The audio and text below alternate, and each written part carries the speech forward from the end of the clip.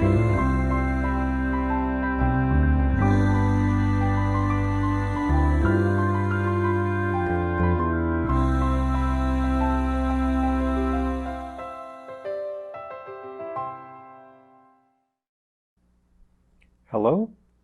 I'm Earl Weinberg, and this is Book Circle Presents The Lion Knights. This time we continue our reading of Huspaan. We left Doug and Gus with Captain Fletcher and Lieutenant Sanders in the city of Huspaan, where they currently have work, even if they're not entirely welcome. "Let's get back to camp," Gus urged. "Captain Fletcher's got more big news to give." He, Doug, and Batra escorted Fletcher and Sanders through Huspaan. Their horseshoes rang on cobbles. Stone buildings 2 to 4 stories tall were common, as were flagpoles flying bright banners bearing symbols and Varsic inscriptions, spells and prayers, as the Grand Normans had found in Geloan. The bulk of the people were human, in bright, loose clothing. They had black hair, light brown skins, and seemed largely healthy. Either beggary was rare here, or it wasn't allowed in the business area. But there were other citizens, lemur-like creatures, little black balls of fluff with long tails no bigger than squirrels, skittering along ledges, across thin rope bridges made for them, and occasionally across the streets through the feet of the big folk. These were a type of fae. Grand Norman explorers knew them from other realms and called them nimmies, though here they were called slillifers. Mingled among the human pedestrians and staring just as openly at the newcomers were figures even darker than the nimmies, perfectly black silhouettes in tunics or robes just as black, but trimmed with bright piping, epaulets, and buttons. Docalfer, dark elves, another known race. And, here and there, as conspicuous as lion men or centaurs, but ignored by the crowds because they belonged here, there were folk in the 7 to 8 foot tall range, their skin darker and ruddier, their hair wavy and black. You could call them giants, but that just meant they were big.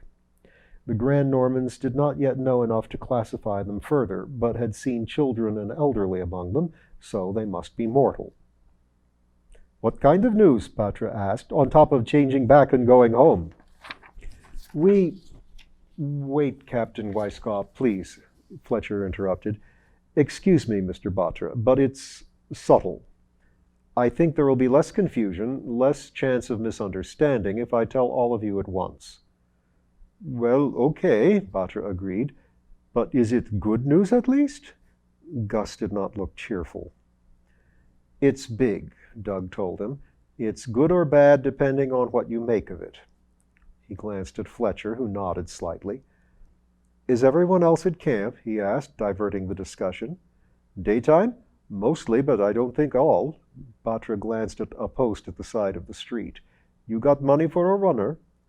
"Oh yeah," Doug assured him. "The caravan paid well, even gave me a hazard bonus for losing the hand." He led the party over to the post. It bore a structure like a large, open-air birdhouse. In it, sipping from a tiny cup and watching the passing scene, certainly watching the approaching quintet of giants, sat a nimmy. The round ears rose, and the round amber eyes grew rounder as they advanced. Doug addressed it in Sindarin. "Friend Slillifer, can you and your fellows find all the Lung Mao at large in the city and tell them to meet at our camp? Immediately. From Captain Chiang." He raised his hand, the new one still without nails or scales, and offered a silver coin. "That is far too much," the nimmy piped. "The occasion is important, and I am feeling expansive," Doug answered. "Please keep any difference." The nimmy took a few seconds to get a good look at the centaurs, then said, "I serve," and shot up a ladder on the post into the network of miniature rope bridges. Doug watched it go with a smile. That will give it a good few days of gossip. He then led them on through the streets. They came at length to a wall and passed through a gate. There were guards at the gate, but no challenge or check. The guards watched the strange strangers pass and stared like anyone else. Beyond was a stretch of open land, vegetable gardens, pasturage for horses and sheep, or goats, some unfamiliar ungulate, and small public parks. Nothing built up against the wall, Fletcher noted. A prosperous city at peace for now.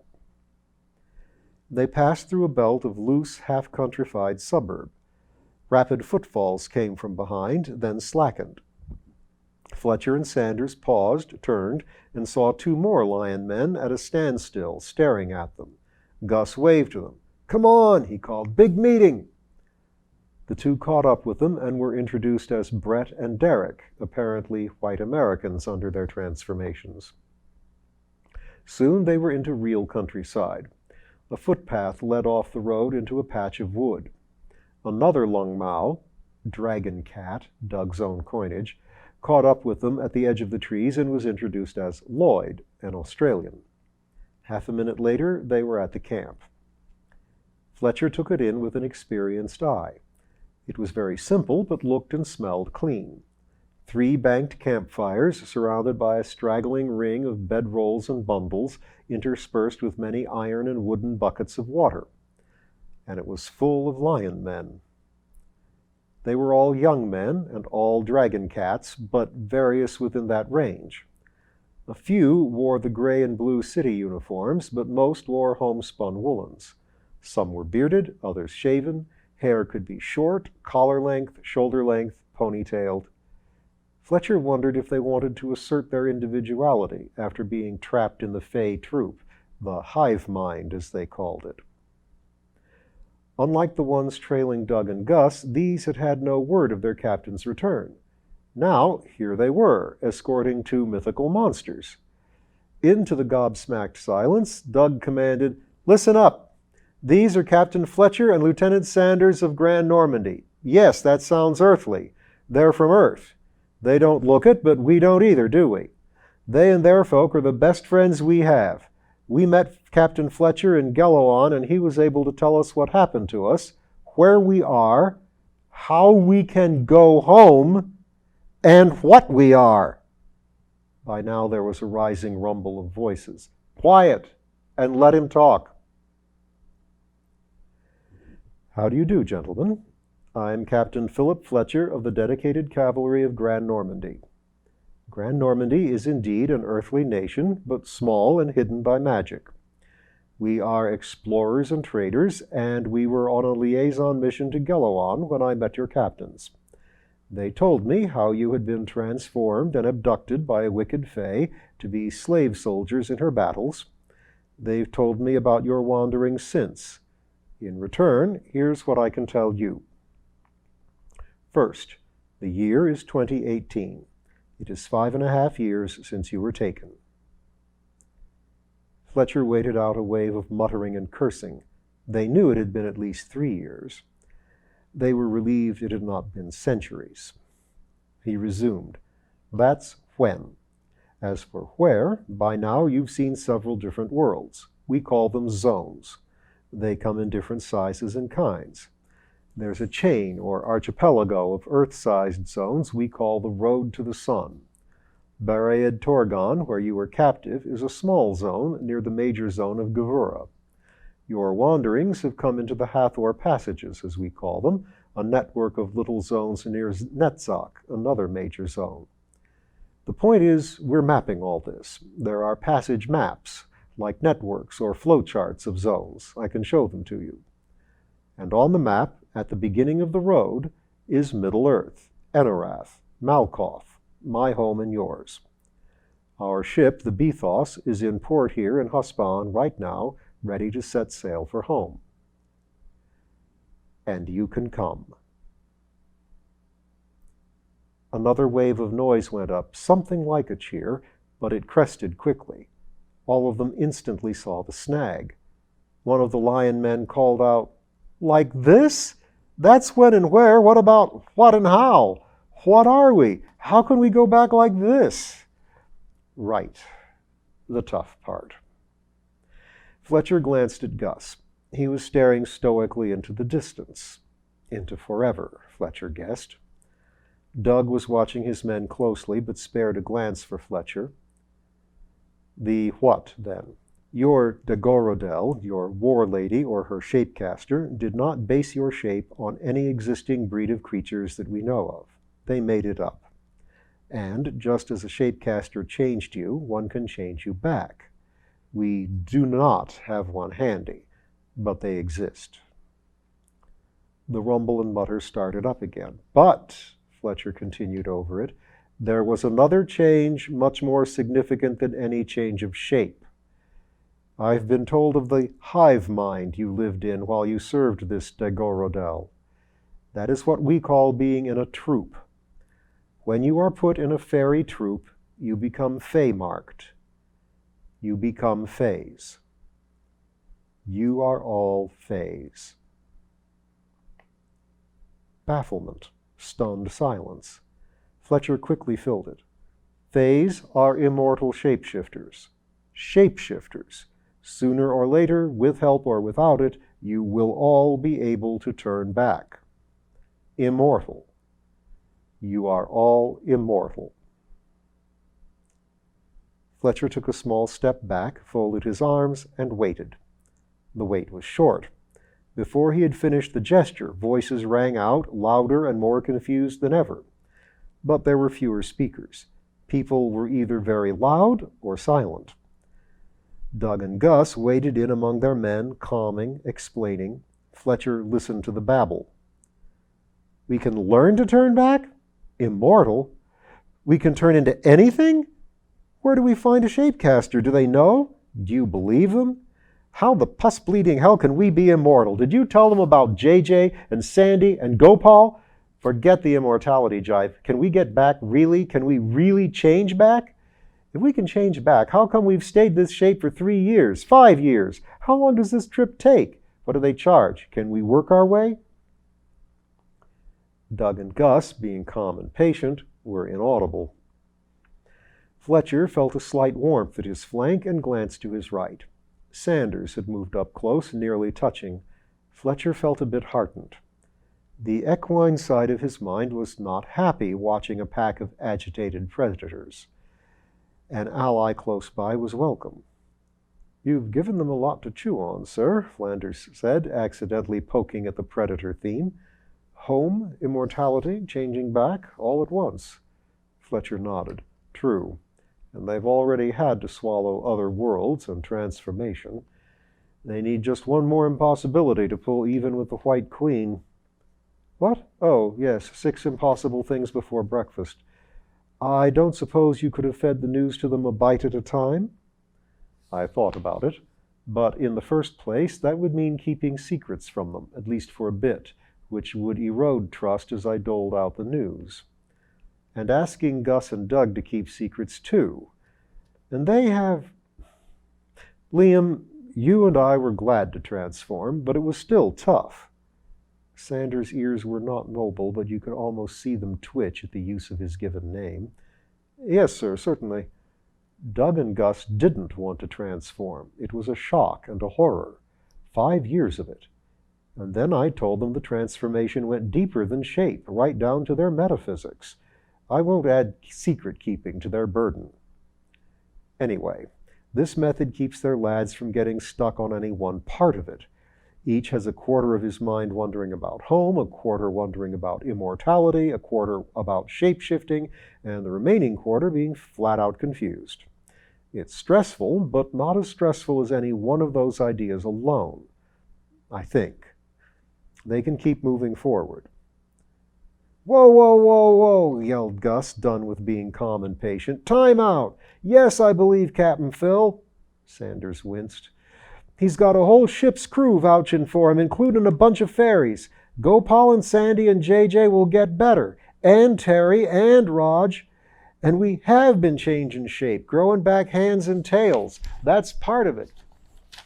And the trip will take a month or so, and it's free. Frying pans and fires, called back a blonde lung Mao, the one who had asked about the price of the trip. Why are these critters doing this? He demanded. They're sorry for us, Gus answered. Suddenly, he and the blonde were the foci of a public debate. We're poor wayfaring strangers, and they're sorry for us, that's all. I don't want their pity.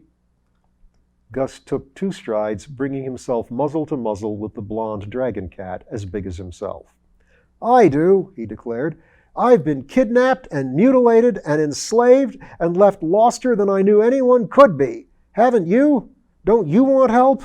If pity means help, I'm not too proud to take it."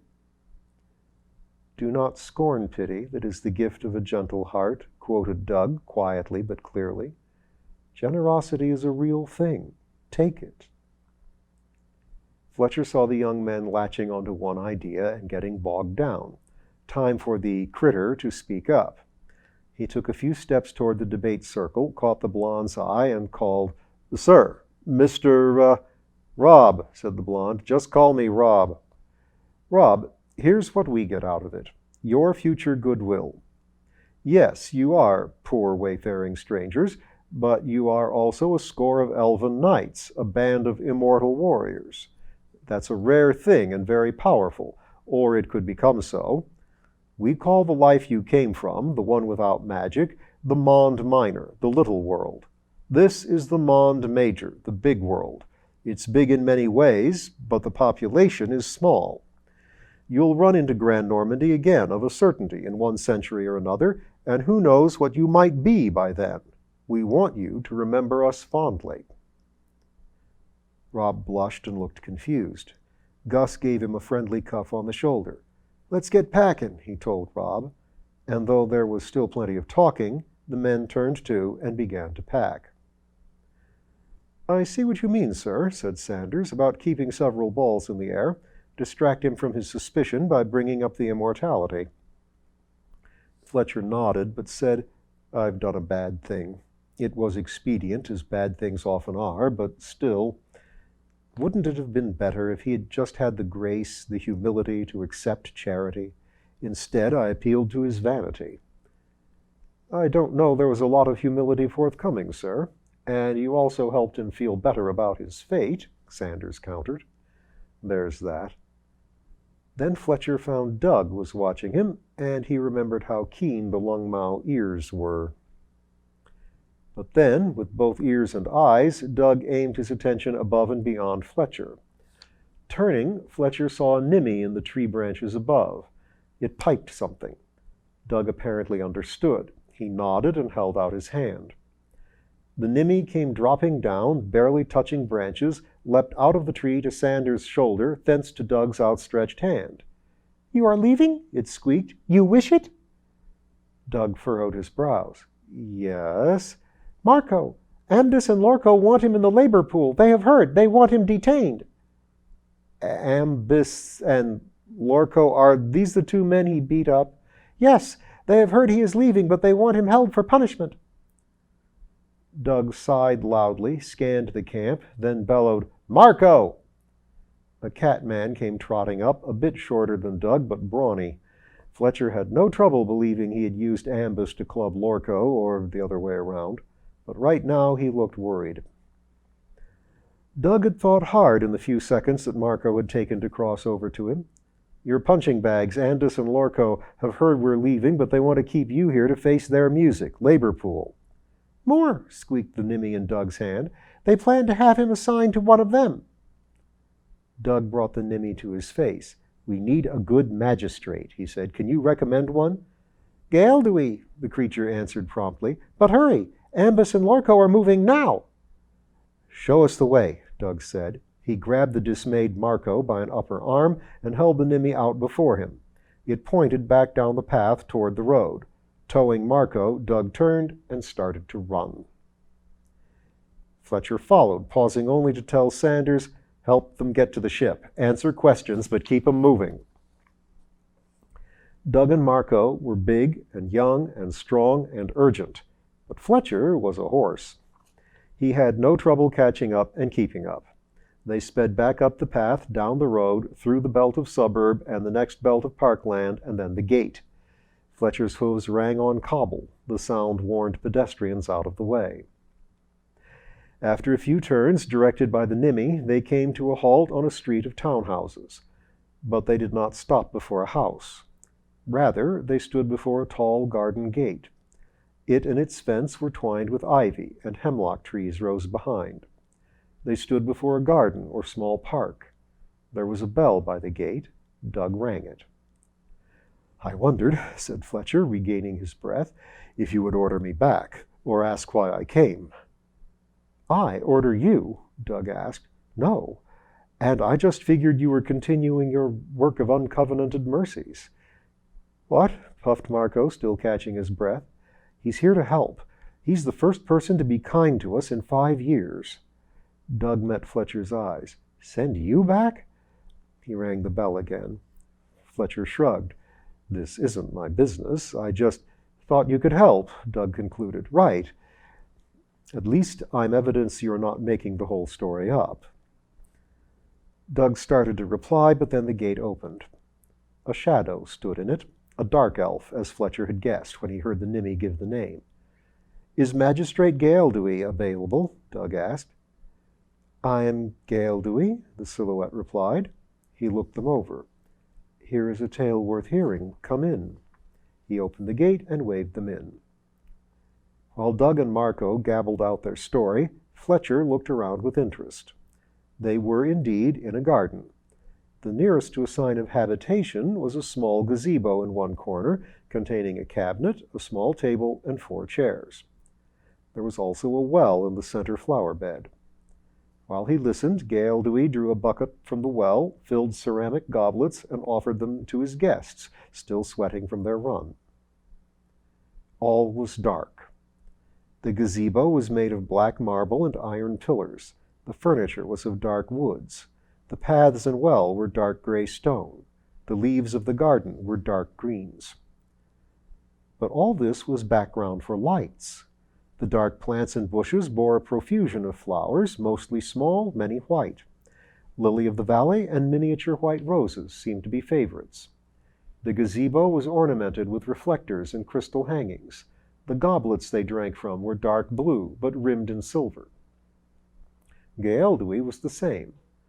Fletcher knew something of dark elves, and he knew that in himself Gaeldui was black of skin, hair, and eyes, but beyond that he wore a glamour of complete blackness, as habitual to him as his accent. His robe and cloak were likewise black, but not merely. And today was a yellow day, it appeared. Clothes had yellow embroidery. He wore yellow flowers in his hair and yellow makeup or glamour. Eyebrows, lashes, and lips all picked out in yellow, even something like yellow contact lenses so you could see where he was looking. He was looking at Fletcher now. "Master Fletcher, I perceive these great fellows are sincere, but that went by very quickly. You are an officer among these Granormans?" "Yes, Magistrate. I am a captain among them, one of 4. We are explorers by ship." "Yes, I have heard," said the elf, glancing at the Nimmy. "Our ship came to Geloan some 10 days ago, when we met Captain Chiang and his fellows. We are from Enarath, as are they, and we have offered to take them home with us." Gaeldui shifted his black and gold gaze to the 2 lion men. Their ex-human faces were actually more expressive than before. Doug was mastering his, staring resolutely back, but Marco, equipped with mobile ears and whiskers, as well as human eyebrows and lips, looked like a woebegone cat and a young man full of anxiety. Gaeldui sighed. "I have not heard the other side of the tale except as gossip," he glanced at the Nimmy. "But a tavern brawl? They happen most nights." "They hit me, sir," Marco insisted plaintively. "To start with, I had to—" "Of a surety. Well, so the other combatants want you sung as the villain of the song and kept when you would leave for home. That is your song." "From what I have heard, sir," said Fletcher, "these other combatants are at least as guilty. Can Marco be guilty of more than defending himself with excessive force? Is there any reason the penalty cannot be a fine rather than a labor pool? Is there any reason his fellow brawlers should be allowed to specify his penalty?" Gaeldui turned and strode toward the gazebo, beckoning them to follow. "Not by my judgment, no. Master Marco, you were to appear before a magistrate within the next 2 days, the time given to let you ready your defense." He stepped into the gazebo and opened the cabinet. Now Amdis and Lorco are seeking a magistrate to their own liking, to seek a ruling now. They will probably seek Lamadi. He is harsh and offhand. He took a sheet of paper and a stylus out of the cabinet. I can perceive your honesty, but you may be mistaken, and if I merely let you go, I may miscarry justice against my oath. Are you willing to forego your defense and simply pay a fine? Marco looked ready to cry. I don't have any... Doug pulled his purse off his belt. Thank you, magistrate, he said, and tossed it to Gaeldui, who caught it. The dark elf nodded, fished briefly in the purse, pulled out 2 silver coins, and tossed it back. Then he sat down and scribbled hastily on the paper. He then thrust it at Marco, who took it in a daze. I greatly desire to hear more of your tale, Gaeldui said, but rather you should take that to the Panlof immediately. If your opponents deliver their writ first, they win. The Longmao grinned, saluted, then turned and ran for the gate. Fletcher saluted too, and followed. Panlof? He asked as he cantered beside Doug. They had been speaking Sindarin with Gaeldui, but this was a Varsic word he did not know. City Hall, Doug answered briefly, then gave himself to running. Fletcher noticed Doug's gait was hindered. He reached out. Give me the nimmy, he said. Doug passed him the little fay. Fletcher put it on his shoulder, where it giggled maniacally in his ear. It would be dining out on this story, or whatever nimmies did, for months. Fletcher followed through a rush of staring faces and twisting streets. Soon they were in a market, a nest of booths and carts. In the middle was a multi-story building so decked with banners it almost looked shaggy. Fletcher stopped at the bottom of the stairs, but Doug and Marco vaulted up. At the top, Marco slapped the writ into the hand of a wide-eyed guard. That, apparently, was the finish line. The nimmy shrieked in Fletcher's ear, then leaped from his shoulder to the top of a booth, where it pounced on another nimmy and began chattering to it at high speed. Doug and Marco came down the steps, grinning and panting. We were in time? Fletcher asked them. Doug pointed into the crowd. 2 young local men had just come into the market square. They were halted, scowling at the monsters on the steps of City Hall. One man had a piece of paper in his hand. Marco swelled and took a step in their direction. Nope, said Doug, taking his elbow. Just wave and walk away. Where to, Captain Phil? The Dachshund, I think. I told Lieutenant Sanders to get your men down there. Unless there was something you wanted back at camp? Not a thing. Not a cursed thing.